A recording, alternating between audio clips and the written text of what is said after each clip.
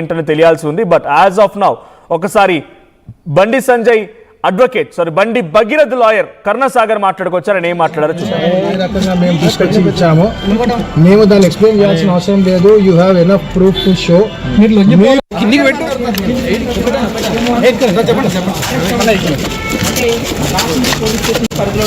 ఇవాళ రాత్రి 8:15 బండి సంజయ్ గారు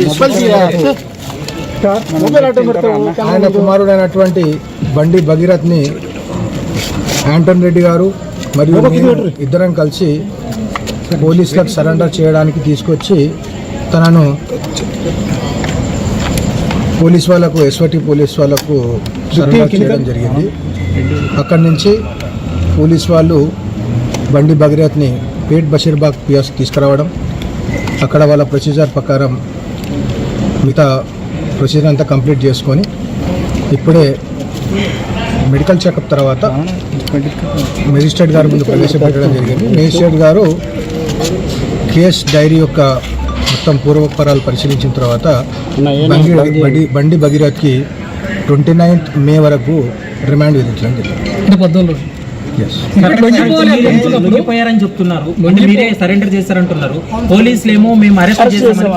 ఈరోజు మీరు మీ ఛానళ్లలో డిఫరెంట్ సోషల్ మీడియా ప్లాట్ఫామ్స్లో మీరే చూసారు ఏ రకంగా మేము తీసుకొచ్చి పోలీస్ వాళ్ళకి సరెండర్ చేశాము, ఏ రకంగా మేము తీసుకొచ్చి ఇచ్చాము.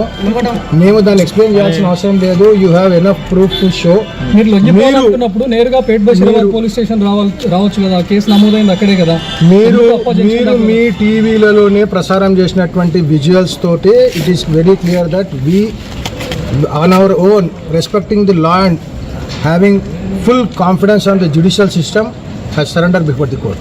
పోలీసులు ఒత్తిడి వల్లే మీరు పోలీసులకు హ్యాండ్ ఓవర్ చేశారు, పోలీస్ స్టేషన్ లో కాకుండా కోర్టులో కాకుండా పోలీసులకు రోడ్డుపై హ్యాండ్ ఓవర్ చేశారు. వీటన్నిటికీ మేము తర్వాత సమాధానం. ఇప్పటి వరకు ఉన్నటువంటి విషయాలు జరిగిన విషయం మాత్రం మేము సరెండర్కు చేయడానికి రావడం పోలీస్ వాళ్ళు ఎస్ఓటి పోలీస్ వాళ్ళు రైట్, మేము సరెండర్ కోసం వస్తూ ఉంటే పోలీసులు అక్కడ సరెండర్ చేసాం అక్కడే అప్పా జంక్షన్ దగ్గర అని చెప్పి అంటున్నారు. కొంతమంది రిపోర్టర్ కూడా క్వశ్చన్ చేస్తున్నారు అక్కడ నుంచి, మీరు డైరెక్ట్గా పేట్ బషీర్బాగ్ పోలీస్ స్టేషన్లో కేసు నమోదైతే ఇక్కడికే నేరుగా రాకుండా ఎందుకు అప్పా జంక్షన్ దగ్గర సరెండర్ చేశారన్నప్పుడు మేము వస్తూ ఉన్నాం, సో పోలీసు అక్కడ అప్పగించామని చెప్పి కర్ణసాగర్ చెప్తున్నారు. అడ్వకేట్ కర్ణసాగర్ బండి లాయర్ ఆయన.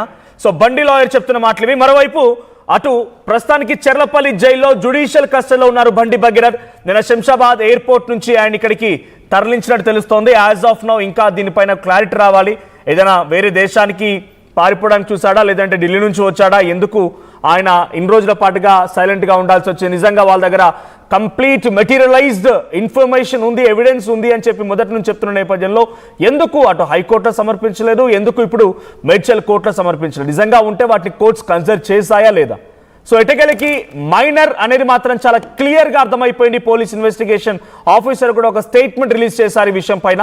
సో ఆయన్ని ఇన్వెస్టిగేషన్ చేసిన తర్వాత కొన్ని విషయాలు బయటపడ్డాయి.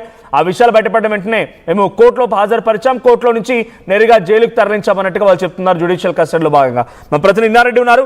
ఇన్నారెడ్డి, సో ఎటకెలకి ఆ బండి భగీరథ్ విషయంలో ఆయన్ని రిమాండ్కి తరలించడం జరిగింది.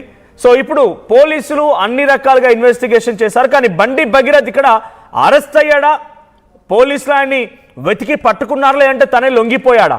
సో శంషాబాద్ ఎయిర్పోర్ట్ నుంచి ఆయన వస్తున్నట్టు తెలుస్తోంది. ఏదైనా దేశానికి పారిపోవడానికి ఆయన ప్రయత్నం చేస్తుండగా ఇలా జరిగిందా, లేదంటే ఆయన ఢిల్లీలో ఉన్నారు, ఢిల్లీ నుంచి హైదరాబాద్ వచ్చారు, హైదరాబాద్ నుంచి ఇక్కడ అరెస్ట్ కావడానికి సిద్ధమయ్యారు అన్నట్టుగా తెలుస్తోంది. దీంట్లో వాస్తవాలు ఏంటి? మనోజ్, మనం సైబరాబాద్ కమిషనర్ రమేష్ రెడ్డి గారితో మాట్లాడినప్పుడు చాలా స్పష్టంగా ఆయన చెప్పడం జరిగింది, అరెస్ట్ చేశామని చెప్పాలి. ఇక్కడ ఒక విషయం చెప్పాలి, అంటే టెక్నికల్ గా అయినా ఎక్కడైనా దారి మధ్యలో ఉన్న పోలీసులకు అప్పచెప్పే అవకాశం ఉందా? లేదు. పోలీస్ స్టేషన్కి అప్పచెప్తారు, లేదంటే ఉన్నతాధికారుల దగ్గర అప్పచెప్తారు. అలా కాకుండా దారి మధ్యలో రోడ్డు మీద అప్పచెప్పడం అనేది మాత్రం అది కరెక్ట్ కాదు. మనం సైబరాబాద్ కమిషన్తో మాట్లాడినప్పుడు మేము ఆల్రెడీ సాయంత్రం దాకా టైం ఇచ్చాము, ఆయన ఎంతప్పటికీ రాకుండా ఉండే వరకు ఆయన ట్రాక్ చేసుకుంటూ వస్తాం. మనం గత 2 రోజులు చెప్పుకుంటూ ఉన్నాం, పోలీసుల కనసన్నల్లోనే ఉన్నాడు, అతను ట్రాక్ చేస్తున్నారని చెప్పేసి. అతను ఎప్పుడైతే ఈ అప్పా జంక్షన్ దగ్గర ఉన్నాడని తెలియగానే ఇమ్మీడియట్ గా అతన్ని పట్టుకుని అక్కడే కార్ ఆపేసి పట్టుకుని అరెస్ట్ చేయడం జరిగింది. ఇక్కడ లొంగిపోవడం అంటూ జరగలేదు. అయినా ఒక మాట మనం గుర్తుపెట్టుకోవాలి మనోజ్, రోడ్ల మీద లొంగిపోవడం అంటే ఎక్కడన్నా ఉందా? ఆయన టెర్రరిస్టా లేకపోతే ఆయన పెద్ద క్రిమినల్ అయితే కాదు కదా, మామూలు సామాన్య మనిషే కదా. ఆయన్ని రోడ్డు మీద పోలీసులకు అప్పచెప్పడం అనేది చరిత్ర లేదు, వీళ్ళు కొత్తగా క్రియేట్ చేస్తా ఉన్నారు. నేను పర్సనల్ గా సైబరాబాద్ కమిషన్ తో మాట్లాడినప్పుడు మేము ట్రాక్ చేస్తున్నాములో అతను పలానా ఏరియాలో ఉన్నాడు అని చెప్పని తెలియగానే, ఒకవేళ ఎక్కడ మిస్ అయ్యి ఎటన్నా వెళ్ళిపోతాడేమో పారిపోతాడేమో అని చెప్తున్న నేపథ్యంలో అతన్ని సైబరాబాద్ పోలీసులు అరెస్ట్ చేశారు. ఇది మాత్రం చాలా క్లియర్ గా నేను పర్సనల్ గా సైబరాబాద్ కమిషనర్ రమేష్ రెడ్డి గారితో మాట్లాడినప్పుడు నాకు ఆయన చెప్పిన సమాధానం. Exactly good point Reddy. అంటే నిజంగానే ఆ అదుపులోకి తీసుకున్నారు అనే రకంగా సిపి చెప్తున్నారు. ఇక్కడ అనుమానాలు ఏంటంటే నిజంగానే తను పోలీసు కేసు నమోదని పేట్ బషీర్బాగ్ పోలీస్ స్టేషన్లో సైబరాబాద్ కమిషనరేట్లోకి అది వస్తుంది. అయితే కమిషనరేట్ తీసుకొచ్చి అప్పచెప్పాలి, నిజంగానే కుటుంబీకులు కానీ అడ్వకేట్స్ కానీ అప్పచెప్పాల్సి వస్తే, లేదు పేట్ బషీర్బాగ్ పోలీస్ స్టేషన్లో అప్పగించాల్సి వస్తుంది. నడి రోడ్డు మీద మధ్యలో ఇలా అప్పగించడం అంటేనే పోలీసు నిఘా పెట్టి పట్టుకుని తెలుస్తోంది. ఇంకొక సోర్స్ నాకు కొంతమంది పోలీస్ అధికారులు నేను ఫోన్లో మాట్లాడినప్పుడు కూడా సుమారుగా 3 రోజుల క్రితమే ఎస్ఓటి పోలీసు ఆయన ఎక్కడున్నారో గుర్తించారు, కానీ సమయం కోసం చూశారు. 3 రోజుల తర్వాత ఆయన పక్కాగా హైదరాబాద్లో ఒక పలానా కారులో వెళ్తుండగా ఆయన్ని అరెస్ట్ చేశారన్నట్టుగా చెప్తున్నారు. Is that true? 3 రోజుల క్రితం నుంచే ఈ నిఘా కొనసాగిందా? ఎస్ మనం గమనించవచ్చు.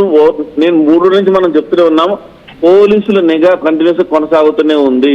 నిన్న చాలా వరకు సమయం ఇచ్చారు, వస్తాడులే లొంగిపోతాడులే అని చెప్పని సమయం ఇచ్చారు. అయితే అతను ఆ సమయాన్ని యూటిలైజ్ చేసుకోకుండా అతను ఒక అన్కండిషనల్ గా అడ్వకేట్లతో వెళ్తున్నాడు చెప్పి సమాచారం తెలుసుకొని ట్రాక్ చేసి రోడ్డు మధ్యలో కారు ఆపి అరెస్ట్ చేయడం జరిగింది. అయితే మనం ఇంతకుముందు చెప్పుకున్నట్టుగా అసలు ఎక్కడన్నా సరే నడి రోడ్డు మీద పోలీసులకు సరెండర్ చేసిన చరిత్ర అసలు ప్రపంచ చరిత్ర అలాంటి సంఘటనలు లేవు. కానీ వాళ్ళు ఆ రకంగా చెప్పడం అనేది మాత్రం నిజంగా ఒక రకంగా చెప్పాలంటే హాస్యాస్పదంగా ఉంది. మరొక విషయం కూడా మనం ఆల్రెడీ హైకోర్టులో వీరు ఇంట్రీమ్ బెయిల్ పిటిషన్ ఇచ్చారు, రెగ్యులర్ బెయిల్ పిటిషన్ ఇచ్చారు. ఇంట్రీమ్ పిటిషన్ ఏమో ఇప్పుడు ఇవ్వలేమని చెప్తే స్పష్టంగా అర్ధరాత్రి పూట హైకోర్టు జడ్జి గారు చెప్పడం జరిగింది. అదే కాకుండా చాలా మంది కన్ఫ్యూజన్ లో ఉన్నారు. మొత్తంగా పోలీసులు అరెస్ట్ చేస్తారు, ఎందుకంటే ఇక్కడ పోలీసుల వైఫల్యం కూడా కనబడుతోంది అనే రకంగా అందరు చర్చించుకున్నారు. ఎందుకంటే స్వయంగా బండి సంజయ్ కుమారే భగీరథ్ పీసీఆర్ ఒకసారి ట్వీట్ ప్లే చేయండి, నేను పోలీస్ అయితే లొంగిపోయాడు, అరెస్ట్ కాలేదు అని చెప్తున్నారు కేంద్ర హోంశాఖ సహాయ మంత్రి. కాబట్టి అక్కడ తెలంగాణ పోలీసుల పైన మచ్చపడబోతోంది. తెలంగాణ పోలీసులు 9 రోజులైన ఒక వ్యక్తిని పట్టుకోకపోవడం అనే విషయం పైన ఫెయిల్ అయినట్టుగా పబ్లిక్ కూడా భావించే అవకాశం ఉంది. కాబట్టి ఇది సిపి మీకు చెప్తున్న ప్రకారంగా అరెస్టే, ఇది లొంగిపోవడం కాదు, అంతేనా? ఎస్ మనోజ్, ఎందుకంటే మనం గమనించవచ్చు, ఎప్పుడైతే తెలంగాణ పోలీసులు పెద్ద టెర్రరిస్టులను అరెస్ట్ చేసిన క్రమాన్ని మనం చూసిన పరిస్థితి ఉంది. మన దగ్గర ఉన్న టెక్నాలజీ కానీ, మన దగ్గర ఉన్న ఎఫిషియెంట్ ఆఫీసర్స్ కానీ, ఎందుకంటే ఇది సెన్సిటివ్ కేసు, తర్వాత ఈ విషయంలో ఆచూచి వ్యవహరించాలని చెప్పిన ఆ విషయంలోనే దాదాపుగా ఎప్పటి నుంచో ట్రాక్ లో ఉన్నాడు. మనం కూడా గతంలో చాలాసార్లు కూడా నిజ విషయాన్ని పదే చెప్పడం జరిగింది. కాకపోతే ఏంటంటే అక్కడ కోర్టు పరిధిలో ఉంది కాబట్టి రేపు ఒక కోర్టులో జరుగుతున్నప్పుడు కనుక అరెస్ట్ చేస్తే, కోర్టులో విచారణ జరుగుతుండగా అరెస్ట్ చేశారని చెప్పని కొన్ని ఎలిగేషన్ చేసే అవకాశం ఉంది. కాబట్టి ఆ చూసి వ్యవహరించుకుంటా చివరికి ఎప్పుడైతే కోర్టు స్వచ్ఛందంగా ఈ